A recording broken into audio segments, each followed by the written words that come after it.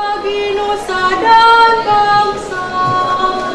Di barat selatan Aceh tercinta, tegak dan tegar kokoh berdiri.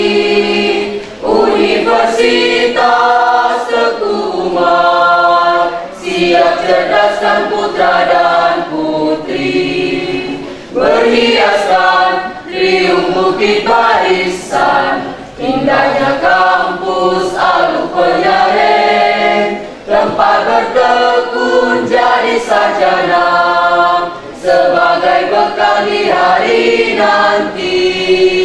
Mari belajar sambil bertakwa kepada Allah ilahi Rabbi.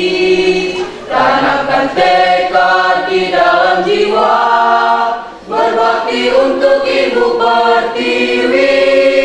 Satukanlah kata, cita dan rasa, kobarkan semangat, bangkitkan nyali. Jadi manusia bersumber daya, berguna bagi nusa dan bangsa.